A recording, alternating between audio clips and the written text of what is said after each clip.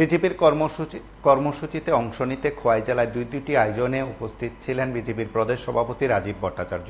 খোয়াই মণ্ডল আয়োজিত ভোটারদের অভিনন্দন যাত্রা কর্মসূচিতে তিনি অংশ নেন এবং সেই কর্মসূচিতে বক্তব্য রাখতে গিয়ে তিনি রাজ্যের এবং দেশের পরিস্থিতি যেমন তুলে ধরেন, ঠিক তেমনি এই সময়ের মধ্যে বিজেপির শাসনামলে কি কি কাজ হয়েছে, কি কি উন্নয়নমূলক কাজকর্ম করেছে এই সরকারের থেকে সেই তার ব্যাখ্যা দেন। তার পাশাপাশি সদ্য সমাপ্ত লোকসভা নির্বাচনে বিজেপির ফলাফল ইস্যুতে এবং সেখানকার মতদাতা তথা ভোটারদের তিনি অভিনন্দন জানান, অভিনন্দিত করেন। আমরা শুনি খোয়াই মণ্ডল আয়োজিত কর্মসূচিতে বিজেপির প্রদেশ সভাপতি রাজীব ভট্টাচার্য ভাষণ রাখতে গিয়ে কি বলছে। জেলা কমিটির সম্মানিত সভাপতি তথা কল্যাণপুরের সম্মানিত বিধায়ক আদরণীয় পিনাকি দাস চৌধুরী মহোদয়, উপস্থিত রয়েছে জেলার জেনারেল সেক্রেটারি সমীর দাস এবং খোয়াই মিউনিসিপ্যালিটির যিনি চেয়ারম্যান দেবাশিস নাথ শর্মা মহোদয় এবং বিভিন্ন খোয়াই মণ্ডলের বিভিন্ন স্তরের কার্যকর্তা নেতৃত্ব, প্রত্যেককে আমি আন্তরিকভাবে অভিনন্দন এবং শুভেচ্ছা জানাচ্ছি। আমরা সবাই জানি যে নির্বাচন আসে, নির্বাচন চলে যায়। নির্বাচনের সময় নেতারা গিয়ে ভোটারদের ঘরে ঘরে যায়, হাত জোর করে যে আমাকে ভোট দিন। কিন্তু নির্বাচনের জয়ের পর ওই ভোটারদের যারা ভোট দিয়ে নির্বাচিত করেছেন তাদের ভুলে যায়। কিন্তু ভারতীয় জনতা পার্টি একটি ব্যতিক্রমী। ভারতীয় জনতা পার্টি আমাদের দেশের যশস্বী প্রধানমন্ত্রী নরেন্দ্র মোদীজি তৃতীয়বারের মতো দেশের প্রধানমন্ত্রী হিসেবে শপথ নিয়েছেন। আর উনি সিদ্ধান্ত নিয়েছেন যে সমস্ত ভারতবর্ষে যারা তৃতীয়বারের মতো প্রধানমন্ত্রী নরেন্দ্র মোদীজিকে, বিজেপিকে পুনরায় ক্ষমতায় এনেছে, ওই ভোটারদেরকে সম্বর্ধনা দেওয়া, ভোটারদের কাছে পৌঁছানো। তাই এই অভিন্ন কর্মসূচি ভারতীয় জনতা পার্টির রাষ্ট্রীয় নেতৃত্ব চিন্তা ভাবনা করেছেন। তারই অঙ্গ হিসেবে আমাদের এই ত্রিপুরা রাজ্যে সারা রাজ্যে মন্ডল স্তর পর্যন্ত যারা যারা ভোটার তাদেরকে সম্বর্ধনা জানানো, তাদের অভিনন্দন জানানোর জন্যই এইরকম সভা সংগঠিত হয়েছে।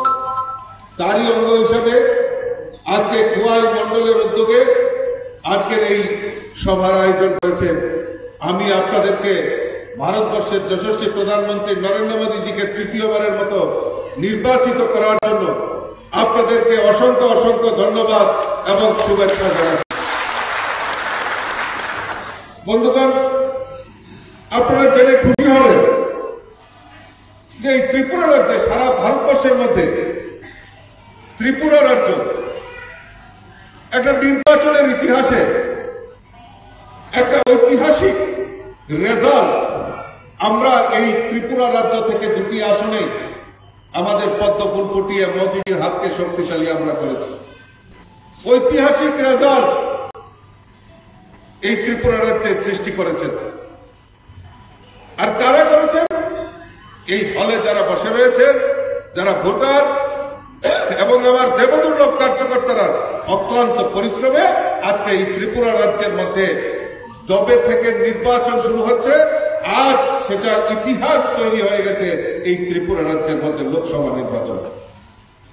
আপনারা জেনে খুশি হবেন যে পশ্চিম ত্রিপুরা আসনে আমাদের 14,61,000-এর উপর ভোটার আমাদের পশ্চিম ত্রিপুরা আসনে ছিল, যেখানে এই পশ্চিম ত্রিপুরা আসনে আমাদের প্রার্থী হয়েছিলেন আমাদের রাজ্যের প্রাক্তন মুখ্যমন্ত্রী আদরণীয় শ্রী বিপ্লব কুমার দেব। এই পশ্চিম ত্রিপুরা আসনে প্রায় 81.48% ভোট সেখানে পড়েছিল। তার মধ্যে ভারতীয় জনতা পার্টির আমাদের বিপ্লব কুমার দেব মহোদয়, উনি ভোট পেয়েছিলেন 8,81,341টি ভোট পেয়েছেন। উনার যে নিকটতম প্রতিদ্বন্দ্বী ইন্ডিজোটের প্রার্থী কংগ্রেসের প্রার্থী আশিস শাহ মাত্র 2,69,000 ভোট পেয়েছেন। অর্থাৎ ভারতীয় জনতা পার্টির প্রার্থী বিপ্লব কুমার দেবকে 6,11,000 ভোটের ব্যবধানে আপনারা ভোট দিয়ে দিল্লিতে পাঠিয়েছেন বন্ধুগণ, তার জন্য আপনাদেরকে ধন্যবাদ জানাচ্ছি। তার পাশাপাশি পূর্ব ত্রিপুরা আসনে টোটাল ভোটার ছিল 13,95,000 উপর। এখানেও ভোট পড়েছে 80.36%।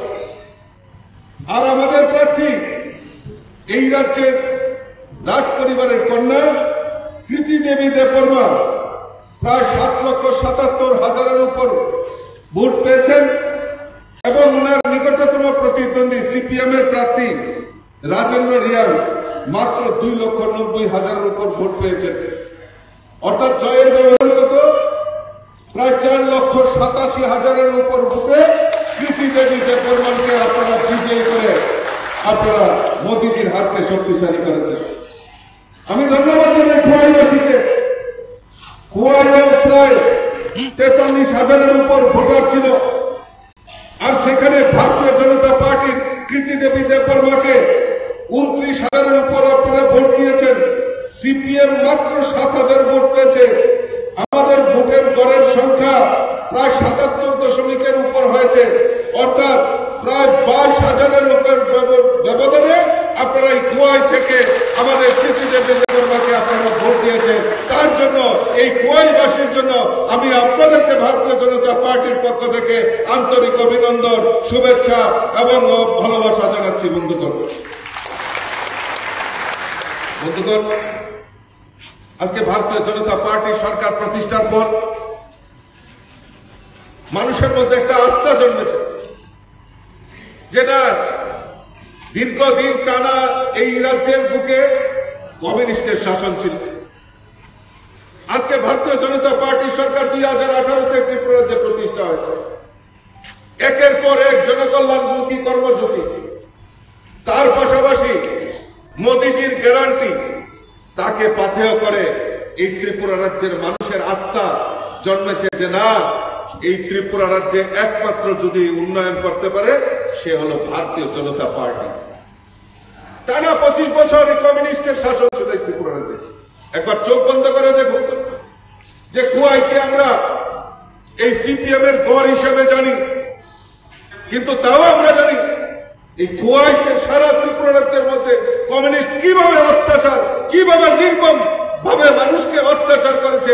গরিব মেহনতি মানুষই হোক, শ্রমজীবী হোক, কৃষক হোক, মহিলা হোক, যুবক হোক, সবচেয়ে বেশি যদি নির্যাতন করে থাকে এই খোয়াই শহরে হয়েছে, সেটা আমরা ভুলে যাইনি। খোয়াই রাজ্যের খোয়াইবাসী আমরা ভুলে যাইনি। আজকে স্লোগান ছিল তাদের, ইনকলাব জিন্দাবাদ, আমরা খাবো তোমরা বাদ। আমরা সেই স্লোগান পরিবর্তন করেছি। এই স্লোগান পরিবর্তন হয়েছে সবকা সাথ, সবকা বিকাশ, সবকা বিশ্বাস আর সবকা প্রয়াস নিয়ে ভারতীয় জনতা পার্টি সরকার চলছে। আমরা কোনদিন ভাবতে পারিনি যে আমাদের এই পার্বত্য রাজ্য, ছোট্ট রাজ্য, পার্বত্য রাজ্য ত্রিপুরা, সেখানে 4 লক্ষের উপর গরিব পরিবারের পাকা বাড়ি নির্মাণের ব্যবস্থা ভারতীয় জনতা পার্টি সরকার করেছে। মোদীজি আমাদেরকে উপহার স্বরূপ দিয়েছে।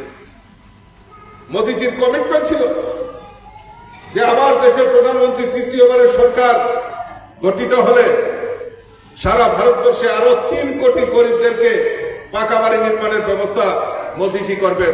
আর মোদীজি প্রথম প্রধানমন্ত্রী হয়ে ক্যাবিনেট সিদ্ধান্ত নিয়েছেন সারা ভারতবর্ষে আরো 3 কোটি গরিব পরিবারের পাকা বাড়ি নির্মাণের ব্যবস্থা করবে।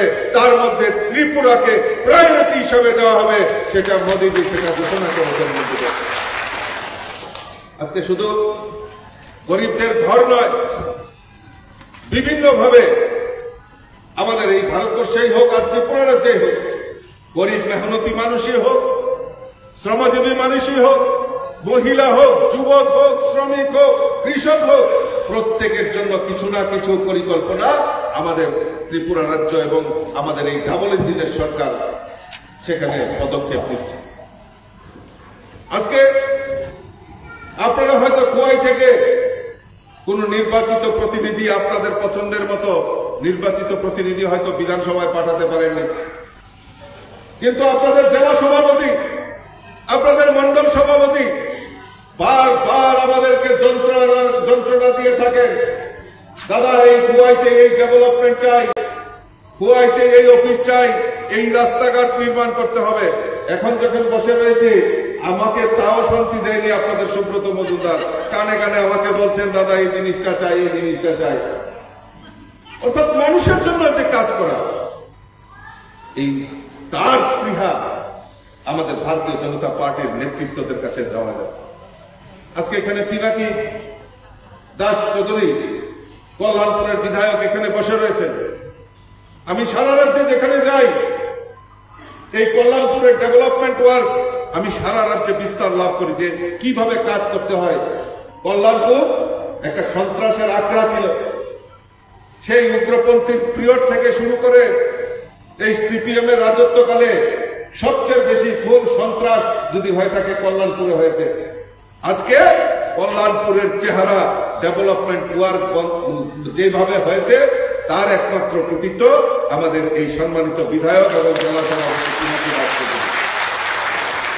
মানুষের জন্য কাজ করা, সমাজের জন্য কাজ করা, এই রাষ্ট্রের জন্য কাজ করা, এটাই ভারতীয় জনতা পার্টির অভিন্ন অঙ্গ। আজকে আমরা তো আপনাদের না ডেকে, আমাদের ডেকে আপনারা অভিনন্দন না দিলেও পারতাম, কিন্তু আপনাদের ভুলে যাওয়া যাবে না। কারণ আপনারাই সেদিন অক্লান্ত পরিশ্রমের মাধ্যমে আমাদের এই কৃতিদেবী দেববর্মাকে দিল্লিতে পাঠিয়েছেন। উনিও বলবেন, উনিও আপনাদের এই খোয়াই সুখ দুঃখের কথা উনি পার্লামেন্টে তুলে ধরবেন, কারণ এটা ভারতীয় জনতা পার্টির সংস্কৃতি। আজকে কংগ্রেস সিপিএম একযুগ হয়ে এই ত্রিপুরা রাজ্যের নির্বাচনে লড়াই করেছে। আপনারা উচিত শিক্ষা দিয়েছেন। 2018-তেও এই মির্জাফরদেরকে আপনারা সেই সময় উচিত শিক্ষা দিয়েছেন। আর 2024-এ তো আপনারা ইতিহাস তৈরি করেছেন। কাজে আপনাদেরকে কেউ ভুলবে না, আপনারা আমরা চিরকাল আপনার মনে রাখব। আপনাদের ভয় কিসের? আপনাদের কিসের ভয়? কারণ আপনারা যেভাবে কাজ করছেন, অক্লান্ত পরিশ্রম করছেন। আপনার জেলা সভাপতি এখানে আপনাদের পেছনে রয়েছে, আপনাদের মন্ডল সভাপতি রয়েছে, প্রয়োজনে আমি রয়েছি রাজ্য সভাপতি হিসেবে, আমাদের কাছে রাজ্যের মুখ্যমন্ত্রী রয়েছে, আমাদের কাছে দেশের প্রধানমন্ত্রী রয়েছে। কাজে ভয় ভীতি উপেক্ষা করে মানুষের জন্য কাজ করেন। তার জন্য আমরা আপনাদেরকে পেছন থেকে যত সহযোগিতা দরকার সেই সহযোগিতা আমরা করব।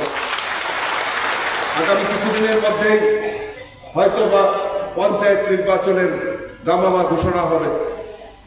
আমি চাই এই খোয়াইবাসী যেভাবে আপনারা অক্লান্ত পরিশ্রম করছেন, যেভাবে স্বচ্ছ নীতি নিয়ে মানুষের জন্য কাজ করছেন, আগামী দিনে এই পঞ্চায়েত নির্বাচনেও আপনাদের সক্রিয় ভূমিকা আপনারা নিশ্চয়ই পালন করবেন। এবং ভালো ভালো যারা সমাজের জন্য কাজ করা, সেখানে কোনো কাছের লোক নয়, কাজের লোককে দায়িত্ব দিয়ে সেখানে পাঠাতে হবে সেই ত্রিস্তর পঞ্চায়েত নির্বাচনে যাতে কাজ করতে পারে। কারণ ওই পঞ্চায়েতে ডেভেলপমেন্ট ওয়ার্কের সমস্ত 15 ফাইন্যান্স কমিশন থেকে শুরু করে, রেগার কাজ থেকে শুরু করে গরিবদের জন্য কাজ করার অনেক সুযোগ রয়েছে, যাতে ওই পঞ্চায়েতে বিভিন্ন সময়ে যাতে নিষ্ঠার সঙ্গে যাতে সেখানে কাজ হয়, দুর্নীতি পরায়ণ যাতে না হয়, তার জন্য সেদিকে আমাদের লক্ষ্য রাখতে হবে। সর্বপরিসরে আমি আবারও আপনাদেরকে ধন্যবাদ জানাচ্ছি। আর আমাদের সরকার, আমাদের এই ডাবল ইঞ্জিনের সরকার, মাননীয় মুখ্যমন্ত্রী প্রফেসর ডক্টর মানিক সাহাজির নেতৃত্বের সরকার এই রাজ্যের সার্বিক উন্নয়নের সাথে সবচেয়ে প্রায়োরিটি শিক্ষা, সবচেয়ে প্রায়োরিটি আমাদের স্বাস্থ্য, সবচেয়ে প্রায়োরিটি আমাদের পানীয় জল, সবচেয়ে প্রায়োরিটি আমাদের মহিলা সুরক্ষা। তার জন্য আমাদের সরকার, আমাদের রাজ্যের মাননীয় মুখ্যমন্ত্রী প্রত্যেকদিন কোনো না কোনো পরিকল্পনার মাধ্যমে এই চিকিৎসা, স্বাস্থ্য সমস্ত কিছুর ব্যবস্থা আমাদের সরকার, আমাদের মাননীয় মুখ্যমন্ত্রী সেটা করছেন। তা আমি আশা করি আপনারা আমাদের রাজ্যের মাননীয় মুখ্যমন্ত্রীর যে আবেদন যে এক ত্রিপুরা শ্রেষ্ঠ ত্রিপুরা, এই এক ত্রিপুরা শ্রেষ্ঠ ত্রিপুরা করার লক্ষ্যে আমরা সবাই সরকারকে সহযোগিতা করব। আর আমরা ইউনাইটেডলি একত্রিত হয়ে কাজ করব। সরকার সিদ্ধান্ত নিতে পারে, কিন্তু